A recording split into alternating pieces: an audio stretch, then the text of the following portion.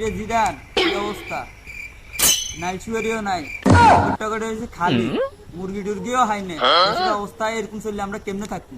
আসলে ঈদের সিজন আছে, যদি মুরগি টুরগি খাই একদম দে কি অবস্থা লাগে, দে মাছ তো চাই অংশ নাই, কোন একটা বন্দোবস্ত তো করতে হইব। করতে তো হইবে। হয়েছে কিচ্ছু নেই, অনেকদিন আছে ফুকিরের মতন শুধু কপালও খারাপ।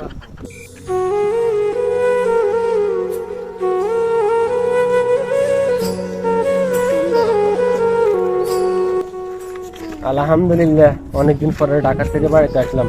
সবকিছু দেখে খুব সুন্দর লাগে। আসলে এক বছর অনেক কিছু মিস করলাম।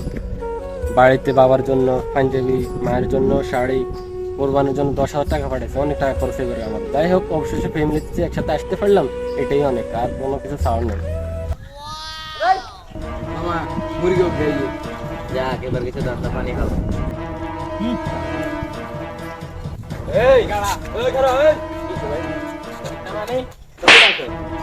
আমি ঢাকা থেকে আসলাম। মানি ব্যাগ দিন লো দৌড় দৌড় দৌড়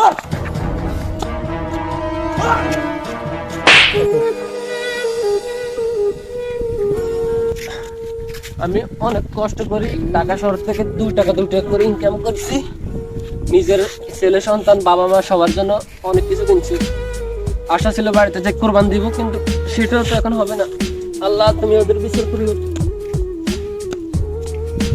আর করবে 1 লাখ টাকা, কমুদি কমুদি না মুলা 50,000 টাকা আজকাল আগুন রে আল্লাহ কাগানি দে টাকা কারা টাকা তোমার টাকা।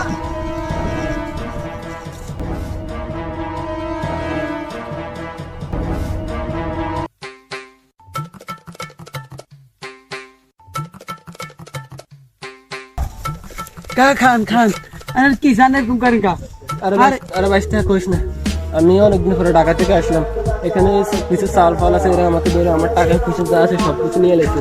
তুমি হেফাজতে আসবে না, মায়ের জানাই টানে আসবে না। না না, আমি এটার জন্য কঠোরভাবে আমি থানায় যাবো। আমার এটা খুব ছিল। যে সাইন পার্টটা ব্যথা পাইছো নাকি? আচ্ছা যাবেন না হইছে টাকা আমরা বাইক চলেন, বাইক যাই গা গোসল 2 রেস্টুরেন্টে ভাত খাই, আরে আমাদের সমাজে কিছু অসৎ মানুষের কারণে ঈদের আনন্দটা মাটি হয়ে যায় আমাদের মতো অনেক মধ্যবিত্তর।